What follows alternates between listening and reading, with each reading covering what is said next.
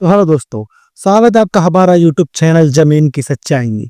जमीन की सच्चाई दोस्तों एकमात्र ऐसा चैनल है जो आपको जमीन की हर एक परेशानी से, हर एक समस्याओं से दूर रहने के लिए अवेयर करता है, आपको जागरूक करता है। हर एक परेशानियों से, होने वाले फ्रॉड से आपको हमेशा जागरूक करता रहता है जमीन की सच्चाई। तो दोस्तों ऐसे ही एक परेशानी को लेकर हम आ चुके हैं आपके सामने ही। अगर जमीन रजिस्ट्री करने के बाद भी क्या स्टे लग सकता है, स्टे लगने के कारण क्या है, उन्हीं बारे में हम जानेंगे दोस्तों। तो वीडियो शुरू करने से पहले बता दूं, जिन भाइयों ने हमारा चैनल जमीन की सच्चाई अभी तक सब्सक्राइब नहीं किया है तो उनसे गुजारिश करता हूं कि वीडियो को लाइक और चैनल को सब्सक्राइब जरूर कर दीजिए, ताकि आने वाली हर एक नोटिफिकेशन आपको जल्द से जल्द मिल सके। शुरू करते हैं दोस्तों।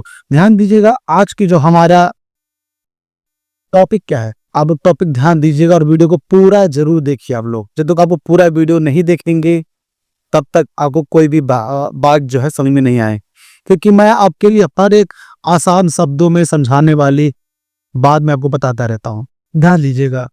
आज का हमारा टॉपिक है रजिस्टर्ड जमीन पर भी स्टे ऑर्डर लग सकता है, कोर्ट की पूरी सच्चाई। मान लीजिए दोस्तों आपने जमीन खरीदी, आप ये रजिस्ट्री करवाई पूरे तौर अच्छे तरीके से अच्छे से, उसके बाद भी स्टे लग जाए तब क्या करेंगे और कैसे लग जाता है, इन्हीं बातों पे आज हम चर्चा करेंगे। एक हमारे कुछ पॉइंट्स हैं।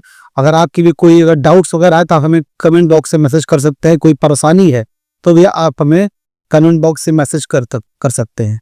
जमीन की सच्चाई आपको जागरूक करेगा, जमीन की सच्चाई आपको बताएगा कि एजेंट के फ्रॉड से, जमीन के प्लॉट के मालिक के फ्रॉड से कैसे आप बच सकते हैं। तो पहला हमारा टॉपिक क्या है, ध्यान दीजिएगा आप लोग। स्टे ऑर्डर क्या होता है? स्टे ऑर्डर क्या होता है दोस्तों? कोर्ट का एक ऐसा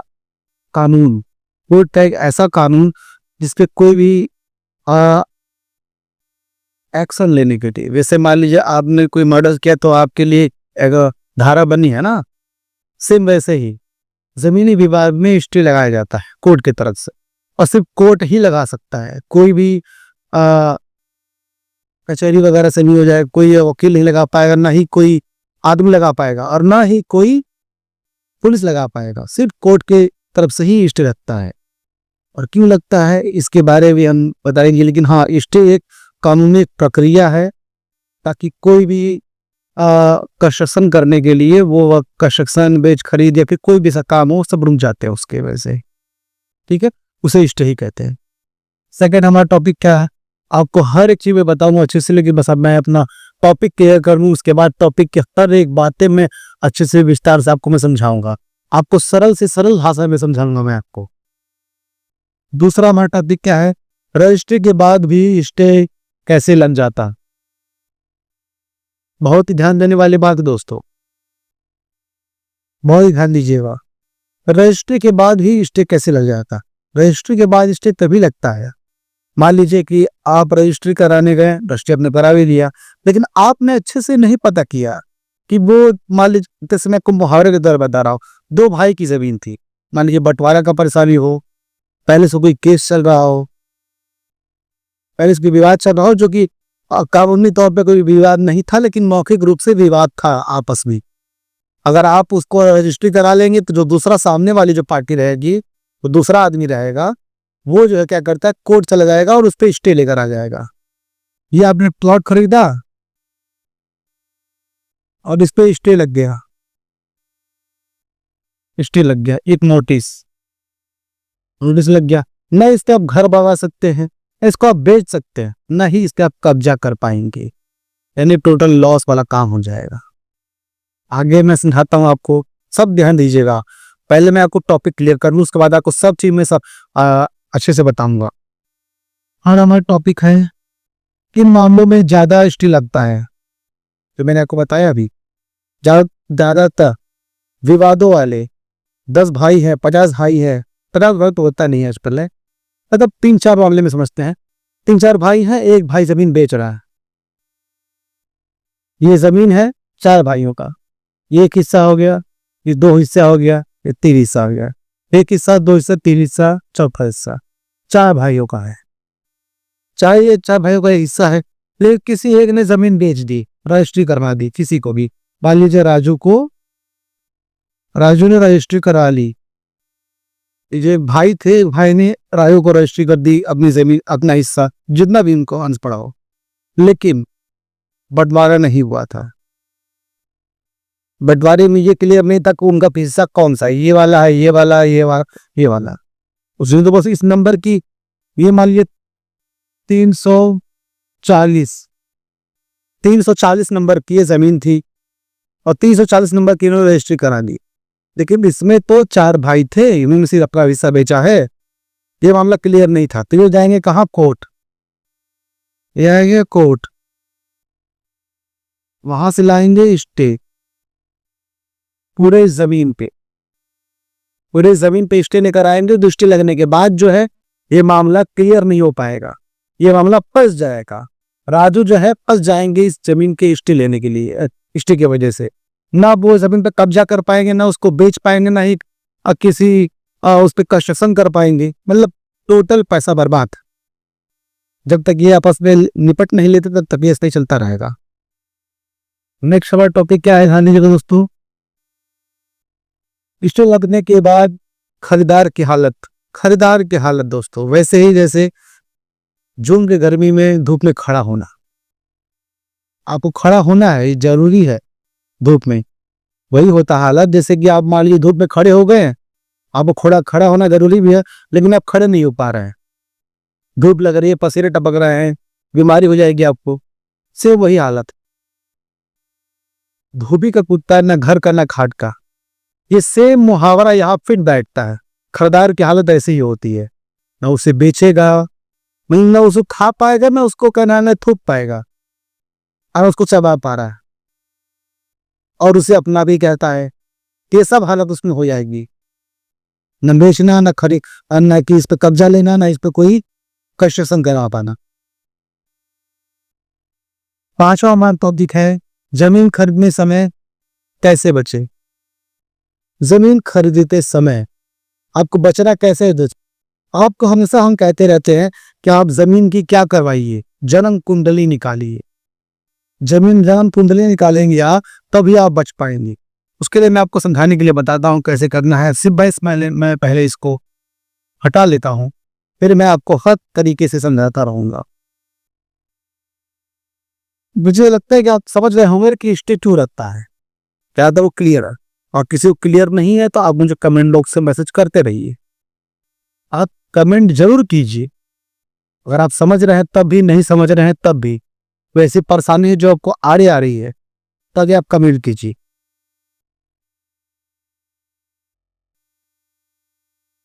या तो हमारा टॉपिक जमीन खरीदने से कैसे बचे। आपको मान लीजिए ये वक्त जमीन आपको खरीदनी है, ये जमीन आपको खरीदनी है दोस्तों। आप गए उसको देख रहे, एजेंट ने बताया जमीन तो भैया बहुत सही है, और जमीन इतनी अच्छी है कि मान लीजिए अगर आप उस पर रहने के लिए खरीद रहे हैं, इतनी अच्छी है जमीन भाई साहब कि आप बना लेंगे तो लोग उस पर तरसेंगे लेने के लिए। आप बेचना भी चाहेंगे उसको, 10 लाख की जमीन सीधे 50 लाख देगी। आप आ गए लालच में आते ही आप एकदम अंदर से बुलबुल दिल हो गया, आपका उड़ने लगे तितली के जैसा। क्या हो गया? तितली के जैसे आप उड़ने लगेंगे, क्योंकि भाई 10 लाख की जमीन खरीदेंगे 6 महीने में ही 50 लाख की जमीन हो जाएगी। चाहो तुम बेच भी सकते हैं, चाहो तुम घर बना लेंगे। आप वहीं फंस गए दोस्तों। एजेंट का काम क्या है? लॉलीपॉप दिखाना, चिड़िया को दाना डालना, एजेंट का वही काम है, और आप उसके चंगुल फंसते जा रहे हैं। उसमें के बाद क्या करना है? अगर मान लीजिए आप जमीन खरीद रहे तो आपको एक ही चीज उससे लेनी है, क्या? खतौनी आपको लेनी है, और उसको लेके सीधे कहाँ जाना है? वकील के पास। वैसा वकील जो जमीनी मामलात हैंडल करता हो, जो उसी फील्ड से रिलेट करता हो, वो कहाँ मिलेगा? कचहरी मिलेगा। कहाँ मिलेगा? कचहरी। किसी भी वकील के घर नहीं जाना है, वो सीधा कचहरी जाएगी। थोक के माल लगे हों, पूरा महफिल लगी रहेगी, जो भी महफिल पसंद है उसी से बात करना है। उसको देना है क्या? उसको देंगे आप खतौने और देंगे आप 500 रुपए, 500 से 1,000। वो ऐसा काम करे देगा, क्या करके देगा? आपको उसको बोलना है तकरीबन 20 साल तक का चेन सिस्टम चेक कर दीजिए। कई चीज चेक करना है। पहले चेक करना है 20 साल तक का तकरीबन 2 फसली, उस पर चेक कराना है मुआयना आपको। वो क्या करके देगा? मुआयना।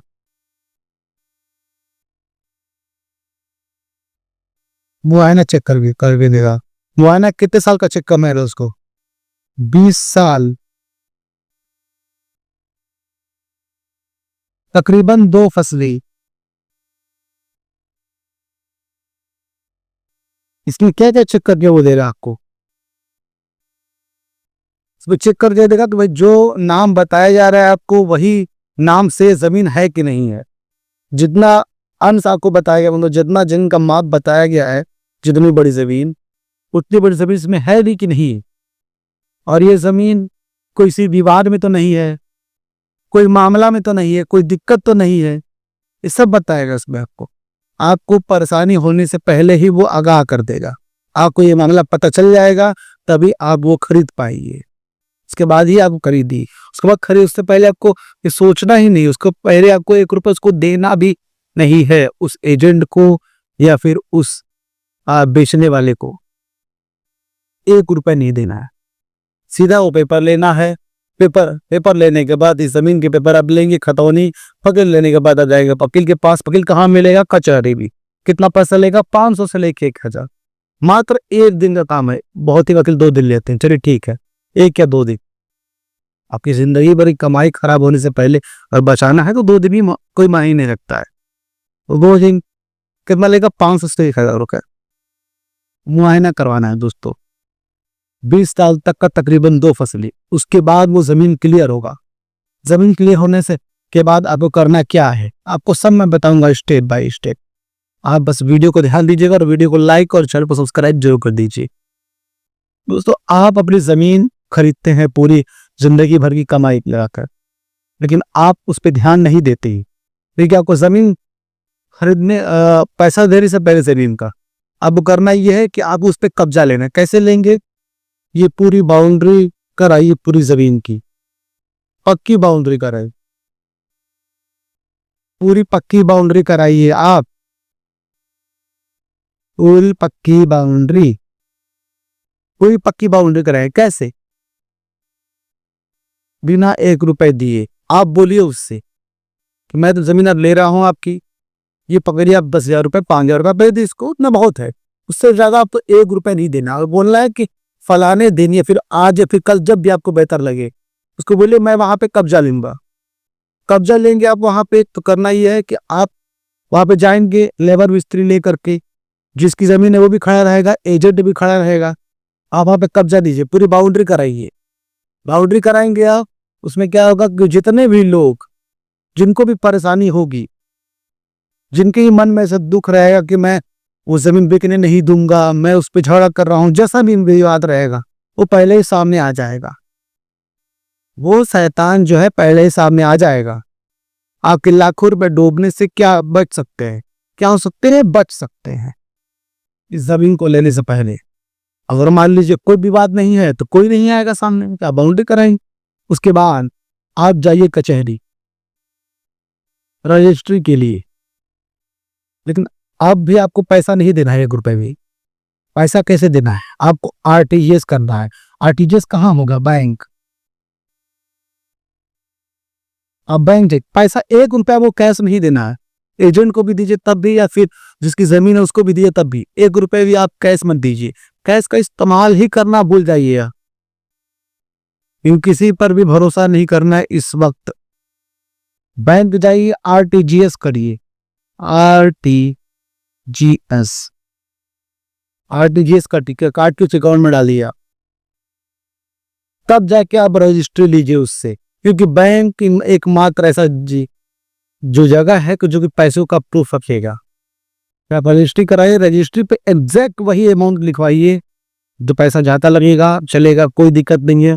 सरकारी वैल्यू से अगर वो मान लीजिए जमीन यहाँ पे चल रही है 1 लाख रुपए, वल्लाह और ये जमीन आपने लिया है 10 लाख का, 10 ml का, तो आप क्या बोलेंगे कि अरे सरकारी जो वैल्यू चल रहा है सरकारी हम ही खा लेते हैं, हमारा पैसा बचेगा। क्या चाहिए पैसा बचेगा?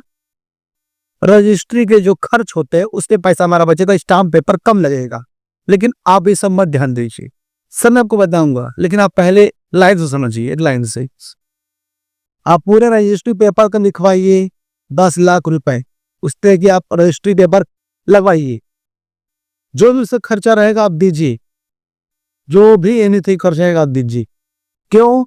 क्योंकि अगर मान लीजिए कल को ये पार्टी अगर आपके साथ धोखा करती है तो आपके पास कानूनी सहायता लेने के लिए कोई प्रूफ होना चाहिए। प्रूफ क्या है? आप बोलेंगे रजिस्ट्री है, लेकिन उस पर लिखा कितना है आपने, जो अमाउंट लिखा रहेगा आपने वही अमाउंट पे आप उससे लड़ सकते हैं, कानून आपके लिए लड़ेगा।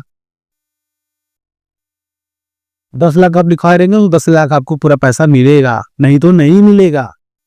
उसके बाद भी रजिस्ट्री करने के बाद आपको दाखिल खारिज करवाना है। जिसको भी नहीं पता दाखिल खारिज कैसे होता है, हमारे पिछले वीडियो में जाके देख लीजिए आप। जो लोग हमें फॉलो कर रहे हैं, हमें चैनल हमारा देख रहे हैं चैनल, तो उनको पता होगा।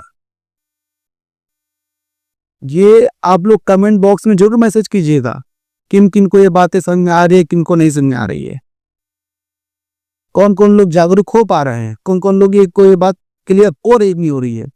आपको हम जागरूक करके रहिए, आपके साथ कोई धोखाधड़ी नहीं कर सकता। जमीन की सच्चाई चैनल जब तक है आपके साथ, तो जल्द से जल्द वीडियो को लाइक और चैनल को सब्सक्राइब जल्द कर दिए दोस्तों, ध्यान दीजिएगा। उसके बाद आपको लेना है सभी चीजें, तब आप हर चीज से बच सकते हैं। कैसे? स्टे से, स्टे से। स्टे सबसे वो ऐसा खतरनाक चीज है जो कि बसी बसाई जिंदगी खराब करने वाली हालत हो जाती है, सेम वैसे ही इसकी भी हालत है। जिंदगी भर की कमाई आपको एक बार एक साथ डूब सकती है, जिंदगी भर की कमाई सिर्फ स्टे की वजह से। इसके लिए आपको एडवाइस हम क्या देंगे? एडवाइस हमारे सलाह ये है कि जमीन खरीदते समय वकील से लीगल जांच रजिस्ट्री से पेपर पहले कर ले। मैंने आपको बोला वकील से हमेशा रजिस्ट्री का जमीन की पूरी लीगल जांच कराइए, जो कि मैं हमेशा बोलता रहता हूँ। सेम वही चीज यहाँ भी लीगल एडवाइस ने भी मैं आपको दे रहा हूँ, वो ध्यान दीजिएगा। जल्दबाजी में लिया गया फैसला जिंदगी भर का सिरदर्द बन सकता है, जो कि मैं हमेशा बोलता रहता हूँ आपको। स्टे लगने के बाद आप झनकते रहेंगे, फटकते रहेंगे, सिरदर्द बना रहेगा, पूरी कमाई परेशानी में डूब सकती है। जमीन का सौदा सबसे बड़ी निवेश होता है। जमीन का सौदा एक निवेश होता है, एक आर्थिक संपत्ति होती है, वो बुढ़ाते में काम आने वाली, अपनी पूरी जिंदगी की पूंजी लगाने वाली, वो ऐसी वो एक तरह से बैंक समझ लीजिए, जो कि आपको हमेशा मुनाफा देगा ही देगा, किसी भी माध्यम से आप देख लीजिए। एक सही जानकारी आपको लाखों का नुकसान होने से बचा सकती है। कौन बताएगा? वकील बताएगा आपको दोस्तों, वकील बताएगा। सिर्फ 500,000 रुपए देने से, 500 या 1,000 देने से ये पूरी जानकारी आपको मिल सकती है। और एजेंट के झांसों में मत आइए दोस्तों, हर एक एजेंट अच्छा नहीं होता और हर एक एजेंट खराब भी नहीं होता दोस्तों। आप अगर ये वीडियो अच्छा लगा हो तो वीडियो को लाइक और चैनल को सब्सक्राइब जरूर कर दीजिए, और अपने उन दोस्तों तक जरूर शेयर कीजिए जो इन परेशानी से जूझ रहे हैं, या फिर जूझ सकते हैं, या फिर जो जमीन लेना चाहते हैं। और ये वीडियो जरूर शेयर कीजिए ताकि हर लोग अवेयर हो सके, जागरूक हो सके। हर लोगों को ये वीडियो के माध्यम से पता चलना चाहिए कि क्या परेशानी हो सकती है। तो फिर मिलेंगे दोस्तों, फिर किसी नए वीडियो में, नए टॉपिक पे। तब तक हमें दीजिए इजाजत। जय हिंद दोस्तों।